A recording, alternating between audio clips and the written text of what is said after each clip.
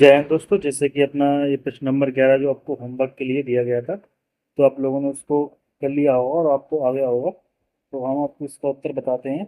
पन गुड़रिया से पन गुड़रिया से प्राप्त हुए हैं। मतलब आपसे पूछ रहा है पन गुड़रिया से प्राप्त हुए हैं। तो पनन गुड़रिया मध्य प्रदेश के सीहोर जिले में है। ठीक है, कहाँ पे है ये? सीहोर जिले में है। कहाँ पे? सीहोर जिले में है। इस चीज को अपन आपसे पूछ सकता है क्वेश्चन में। पन गुड़रिया किस जिले में स्थित है, तो आप बता सकते हैं पन गुड़रिया सीहोर जिले में स्थित है। ठीक है, कहाँ है? सीहोर जिले में। ठीक है, इस चीज को ध्यान रखना आप लोग। और कहाँ से हो, तो इसके शिलालेख शिलालेख हैं जो सीहोर जिले में महान महान मौर्य सम्राट अशोक का शिलालेख प्राप्त हुआ है। किसका शिलालेख हुआ? महान सम्राट महा महान मौर्य सम्राट अशोक। महान मौर्य सम्राट अशोक। ठीक है, तो इसका उत्तर क्या है? बा। क्या है? बा मतलब बॉम्बे। ठीक है, शिलालेख पनगुड़िया से प्राप्त हुए क्या? शिलालेख, जो किसके? महान महान सम्राट अशोक के द्वारा। पनगुड़िया कहाँ है स्थित है? सीहोर जिले में स्थित है। अब देखो, प्राप्त हुए हैं मध्य प्रदेश में अशोक के कई अभिलेख मिले हैं, जैसे रूपनाथ जबलपुर में, गुजरात दतिया में, पनगुड़िया सीहोर में। इसे अच्छे से याद करना है। अगर तुमसे पूछ ले जैसे रूपनाथ कहाँ पे है, रूपनाथ, जैसे तुमसे पूछे रूपनाथ शिलालेख कहाँ पे? जबलपुर में। रूपनाथ, क्या? रूपनाथ कहाँ पे? जबलपुर में। कहाँ पे? जबलपुर में। ठीक है, रूपनाथ कहाँ है? जबलपुर में। गुर्जरा, गुर्जरा कहाँ पे? दतिया में। कहाँ पे? दतिया में। जितने भी क्वेश्चन हैं सारे प्रीवियस ईयर क्वेश्चन है, जो आप एग्जाम में पूछे गए हैं। आप लोगों को पता है एएसबी ने अब जीएस में नंबर अच्छे उनका के लिए कहा गया है, तो उसको देखते हुए अपनी क्लास, इसलिए आप लोग इसको डेली देखिएगा और डेली हमारी वीडियो सुबह आती है, तो उसको डेली पढ़िएगा आप लोग। ठीक है, इसको हमने एक क्वेश्चन से हमें कितने क्वेश्चन मिले? पनरगुड़िया से प्राप्त कहाँ पे? ये सीहोर जिले में है। कहाँ पे है? सीहोर जिले में। यहाँ पे शिलालेख प्राप्त हुए। क्या प्राप्त हुए? शिलालेख। महान मौर्य सम्राट अशोक के शिलालेख प्राप्त हुए हैं। इसके बाद रूपनाथ रूपनाथ शिलालेख जबलपुर में है, गुजरात दतिया में है। ठीक है, इसे अच्छे से याद करना। क्वेश्चन नंबर 12, महाभारत युद्ध में वे जनपद में जो पांडवों के साथ थे। महाभारत युद्ध में वे जनपद वे जनपद वे वे जनपद जो पांडवों के साथ थे, तो दर्शना काशी वत्स या उपरोक्त में से सभी।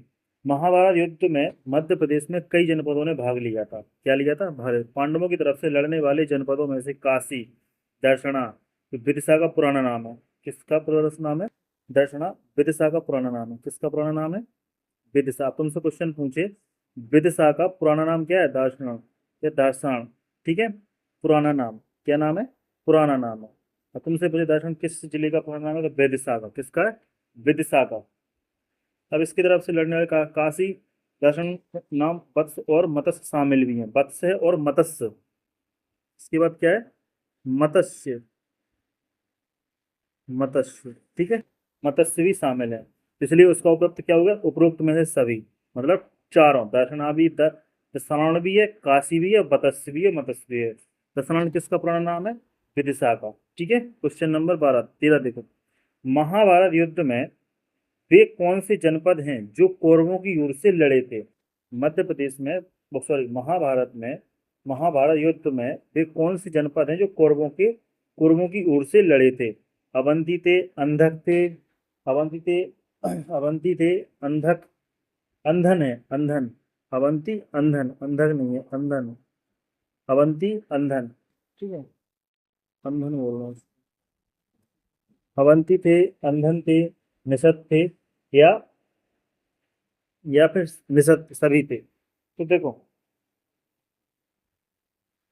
जो हमने पांडवों के समर्थक देखे वो कौरवों की तरफ से लड़े थे, यह जान लीजिए कौरवों की ओर से मध्य प्रदेश में अवंती, अंधक, भोज, गदर और नजर जनपद के राजाओं के युद्ध लड़ा था। यानी इसका मतलब अवंती भी लड़े थे, अंधक भी लड़े थे, नसब भी लड़े थे, सभी लोग। कितना था? सभी। ठीक है, क्वेश्चन नंबर 14 देखो। हेलियोडोरस किस राजवंश के दरबार में आया था? हेलियोडोरस किस राजवंश के दरबार में आया था? हेरोडस किस राजवंश के दरबार में आया था? शुंग वंश, है वंश, या मौर्य वंश, या कलचुरी वंश? देखो, मोस्ट इंपोर्टेंट कैटेगरी में आता है ये क्वेश्चन। किसमें आता है? इंपोर्टेंट। ध्यान रखना इस चीज का, इंपोर्टेंट से लगा लो अपने, इंपोर्टेंट। तक्षशिला का यवन राजदूत हेरोडेस, तक्षण का यवन राजदूत था, किसका था? तक्षशिला का, तक्षशिला का यवन राजदूत, यवन, तक्षशिला का यवन राजदूत हेरोडेस संघ और पांचवें शासक, पांचवें पांचवें शासक भगभद्र शासन विदिशा आया था। उसने यहाँ आकर भगवत धर्म स्वीकार किया था। क्या देखिए किया था? भागवत धर्म अगर स्वीकार किया था। विदिशा विजयनगर प्रसिद्ध गंग स्तंभ के स्थान है, जिसने स्थानीय लोग खाम बाबा भी कहते हैं। क्या कहते हैं? खाम बाबा भी कहते हैं। तो इसका उत्तर क्या होगा? शंगुवंश। क्या है इसका उत्तर? शंगुवंश। क्या है? शंगुवंश शासन काल में आया, शंगुवंश के दरबार में आया था। किसमें आया था? शंगुवंश, जिसे तक्षशिला का यवन राजदूत भी कहा जाता था। ठीक है, क्वेश्चन नंबर 15 दीजिए। सातवाहनों के शासन के साक्ष्य के रूप में क्या अवशेष हैं? सातवाहनों के शासन के साक्ष्य के रूप में क्या अवशेष हैं? सातवाहनों के शासन में क्या अवशेष हैं? अब स्तूप हैं, शिलालेख हैं, तांबे के सिक्के हैं, या उपरोक्त में से सभी हैं? मध्य प्रदेश में सातवाहन वंश का भी शासन रहा है। किसका रहा है? मध्य प्रदेश में सातवाहन वंश का ही शासन रहा है। सातवाहनों को संपूर्ण इतिहास मध्य प्रदेश में उनकी बस्ती का पता मुख्य रूप से उनके सिक्के, विशेष तांबे और शीशे के सिक्के, किसके? तांबे और शीशे के सिक्के चलता था। मालवा और त्रिपुरी क्षेत्र में सिक्कों की भारी मात्रा में मिले थे। मालवा, किसमें? मालवा में और त्रिपुरी में, त्रिपुरी में, कहाँ पे? मालवा में और त्रिपुरी में क्षेत्र के भारी सिक्के मिले थे। ठीक है, भारी सिक्के मिले थे। तो किसके थे? तांबे और तांबे के सिक्के। उसका उत्तर क्या है? सात। क्या है? सात। ठीक है, सातवाहनों के शासन के साक्ष्य के रूप में क्या अवशेष मिले थे? तांबे के सिक्के। किसके सिक्के मिले थे? तांबे के सिक्के। जहां पे मालवा और त्रिपुरी के सबसे ज्यादा सिक्के वहां पे मिले थे, मालवा मिले थे और त्रिपुरी में मिले थे। ओके, क्वेश्चन नंबर 16 देखो। किस शक शासक के सिक्के मध्य प्रदेश के मालवा क्षेत्र से, किस शक शासक के क्षेत्र, किस शक शासक के सिक्के मध्य प्रदेश के मालवा क्षेत्र से हैं? अब देखो, नहापन, भूमक, चेस्टन, या सिरिसार। भारत में शकों की शरत शाखा शासन था। शक वंश के शासक भूमक के सिक्के मध्य प्रदेश के मालवा क्षेत्र से प्राप्त हुए। जय साबित है कि मालवा पर शकों का अधिकार था। किसका अधिकार था? शकों का अधिकार था। तो इसमें इसका नहपान क्या है? कहाँ से हुए थे? नहपान से। कहाँ से हुए थे? नहपान से। कहाँ से? नहपान से।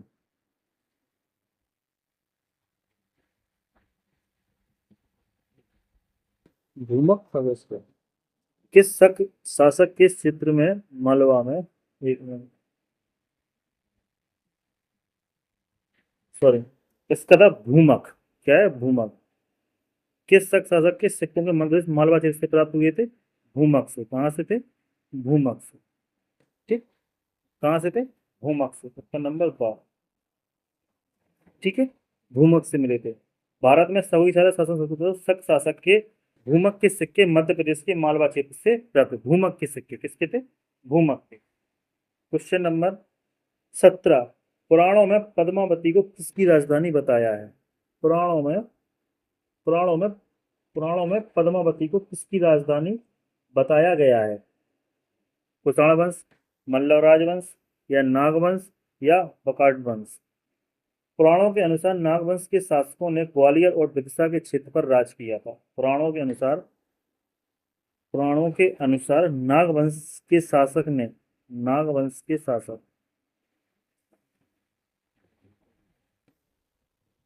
नागवंश के शासक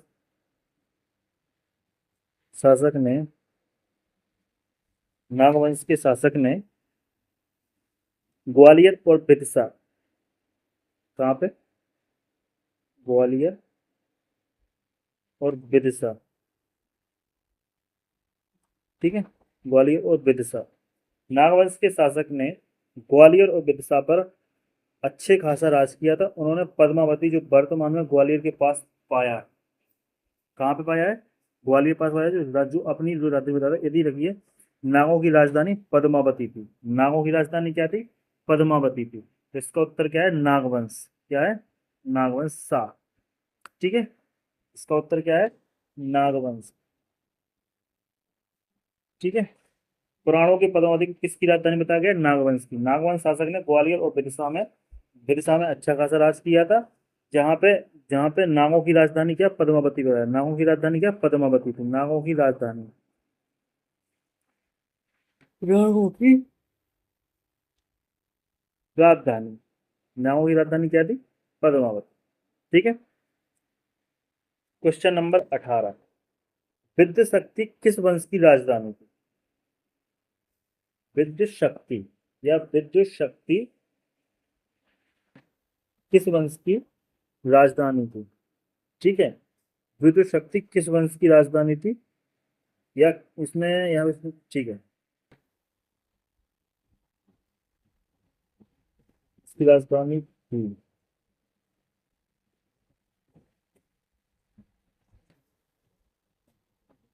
विद्युत शक्ति राजधानी नहीं बल्कि राजा का नाम था।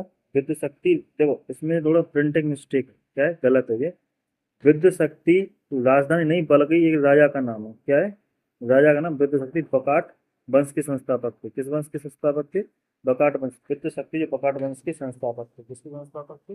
बकाट वंश के संस्थापक थे। राजा थे, बकाट वंश के संस्थापक थे, ठीक है। किसके संस्थापक थे? बकाट वंश के, ठीक है। अब बकाट संस्थापक थे। इस वंश को मध्य प्रदेश, बुंदेलखंड और विद्य में काफी प्रभाव था, ठीक है। अब देखो हमारा थोड़ा गलत हो गया थे। विद्य शक्ति किस वंश की राजधानी थी, ये नहीं है। विद्य शक्ति राजधानी नहीं बल्कि एक राजा का नाम था। तो विद्य शक्ति बकाट वंश के संस्थापक थे। किसका आंसर क्या है?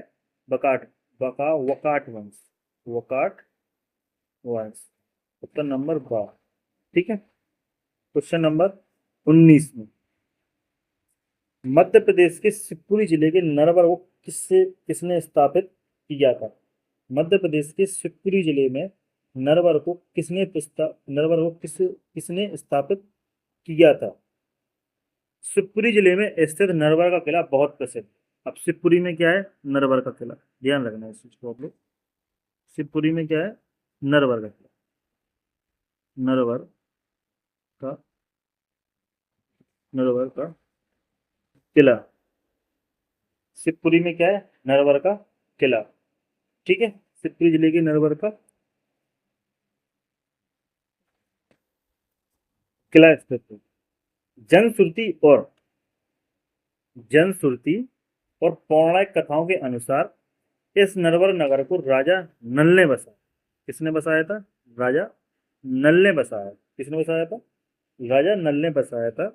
राजा नल और दयंपति की प्रेम कहानी इस नरवर किले से जुड़ी हुई। अब देखो, नरवर किला तुमसे पूछे, क्वेश्चन नंबर पूछे, नरवर किला मध्य प्रदेश में कहाँ है? तो शिवपुरी में। कहाँ पे? शिवपुरी में। नरवर का किला कहाँ पे? शिवपुरी में। और नरवर जिले के नरवर किसे स्थापित किया था? नल ने किया था, राजा नल ने किया था। राजा दयामती और प्रेम किरीमगंज स्थित थे। क्वेश्चन नंबर 20, निम्नलिखित में से किसे कहा निम्नलिखित में से कहा मिंडार के सिक्के मिले? इनमें से कहाँ से मिंडार के सिक्के मिले? अब बालाघाट से, मंडला से, जबलपुर। देखो सिक्के वाले क्वेश्चन अच्छे खासे पूछते हैं, इस चीज को ध्यान रखना होगा।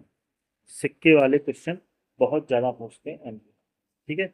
निम्नलिखित में से मिंडार के सिक्के मिले कहाँ से? बालाघाट से, मंडला से, जबलपुर से या रीवा से? वह एक, देखो मिंडार कौन था? मिंडार कौन था? मिंडार वह एक प्रसिद्ध युद्ध यूनानी राजा था जिसे बौद्ध ग्रंथों से मिलिंद भी कहा गया है। देखो, प्रसिद्ध हिंदू यूनानी मिंडार था। क्या था? मिंडार था, जिसे बौद्ध ग्रंथों में मिलिंद कहते हैं। अब बौद्ध ग्रंथों में इसे क्या कहते हैं? मिलिंद कहते हैं। मिंडार के सिक्के मध्य प्रदेश के बालाघाट जिले से मिले हैं। कहाँ से मिले हैं? बालाघाट से। किससे मिले हैं? बालाघाट से मिले हैं, ये यह क्वेश्चन डायरेक्ट आ सकता है, मिंडार के सिक्के कहाँ मिले, बालाघाट में। ठीक है। अब मिंडार कौन था, वह एक प्रसिद्ध यूनानी था। तुमसे पूछे मिंडार कौन था, मिंडार कौन था, प्रसिद्ध यूनानी, कौन था, प्रसिद्ध यूनानी। ठीक है। Question number 21। अब ये क्वेश्चन आपके लिए होमवर्क के लिए है, तो आप लोग इसको ध्यान से घर से करके आना। हम थोड़ा आपको बता, गुप्त शासक रामगुप्त के शासन काल में सिक्के कहाँ से प्राप्त हुए थे, सिक्के वाले क्वेश्चन ध्यान से पढ़ते रहना आप लोग, इंपॉर्टेंट क्वेश्चन है। गुप्त शासक गुप्त शासक रामगुप्त के शासन काल में सिक्के कहाँ से प्राप्त हुए थे, इसको आप होमवर्क से ध्यान से करके आना। प्लीज चैनल को सब्सक्राइब कीजिए, वीडियो को लाइक कीजिए और वीडियो को अपने दोस्तों में शेयर कीजिए। आपको डेली एमपीजीके की क्लास मिलेगी, इसमें हम कुछ दिनों में आपको एक बेसिक मैथ भी चालू करने वाले हैं, जो बिल्कुल बेसिक से, मतलब किसी चीज़ को नींव रखी जाती है कि मैथ में अपन लोग बिल्कुल जीरो से पढ़ेंगे। मतलब जीरो से मतलब ये होता है कि जोड़ घटाना अभी से लेके आगे भी लेके जाएंगे। मतलब आपको कोई कैलकुलेशन में दिक्कत होती है, प्लस माइनस कैसे करते हैं, जोड़ घटाना कैसे करते हैं, गुणा भाग के पक्षांतर कैसे कहते हैं, चर राशि क्या होती हैं, परिमेय परमेय संख्या क्या होती हैं, इनको फॉर्म में कैसे लिखते हैं, जो कक्षा 9 में भी हमने पढ़ा है। और कक्षा 9 की मैथ को हम थोड़े आगे कवर अप करके चलेंगे, तो कक्षा 9 की तो आपकी एक आध दो दिन में डल जाएगी वीडियो मैथ की।